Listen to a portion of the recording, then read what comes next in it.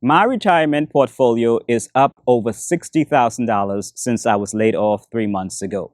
But I think I'm taking too much risk. At first glance, the numbers look great. But when I looked at my July update, I noticed one number that made me question whether my current 91% strategy still makes sense. Let me show you what I'm talking about. If you're new here, I started documenting this journey after being laid off at 51. And back then, my retirement portfolio was about $815,000. So let's take a look at where the portfolio ended for the month of July. The current balance in my retirement accounts, which includes my 401k and my Roth IRA, is $435,500. And this is where the majority of my long-term investments are held. And we'll come back to this account in just a minute because this is where my biggest concern is. The brokerage account is currently worth $359,000. This is the account that will be important once my severance ends in January. One of the advantages of this account is that I can access it before traditional retirement age if I need to.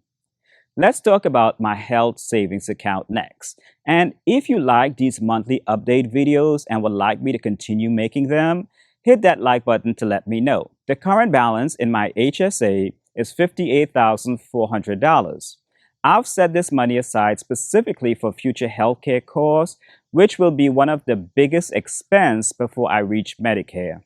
And I still have about $25,000 in cash, which is roughly a year's worth of living expenses at my current spending level. So at the end of July, my total retirement portfolio is around $877,900. So that's over $60,000 higher than when I was first laid off. And honestly, when I look at that number by itself, it's hard not to feel good about it. But when I look at my allocations, that's where things get interesting. You see, right now, about 91% of my portfolio is invested in stocks. And to be clear, this wasn't an accident. This was the plan. You see, for years, I was in accumulation mode. I was working. I had a paycheck coming in every 2 weeks. So the strategy was simple. Invest aggressively. Stay invested. Give the money time to grow. And eventually, when I got closer to needing the money, start becoming a little more conservative. The problem is, I'm not just preparing for retirement anymore. I'm actually in it. And before retirement, the question was, how do I grow this portfolio? Now, the question is, how do I protect this portfolio while using it? And those are two completely different questions. So here's the scenario I'm thinking about. Let's say the market drops 20%. And that's not an impossible scenario. We've seen that happen before. And at 20%, a 20% decline would reduce this portfolio by roughly $175,000. And if that happened, I wouldn't just be watching the market go down. I would potentially be making withdrawals while the portfolio is down. Now, if I was still working, I would probably wouldn't even think twice about that. I would keep investing. I would wait for the recovery.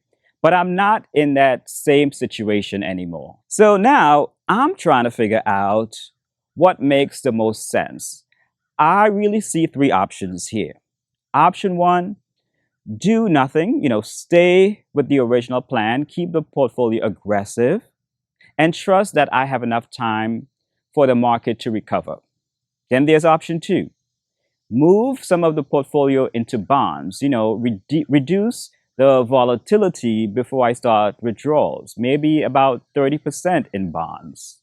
And then we have option three, increase my cash position, create a bigger buffer so that I don't have to sell investments during a downturn. And the difficult part is there's no perfect answer because every choice solves one problem but creates another. Do you know what I mean? What is your current stock to bond asset allocation? Let me know in the comments below. The biggest thing that I'm realizing is that investing feels different when the money has a job.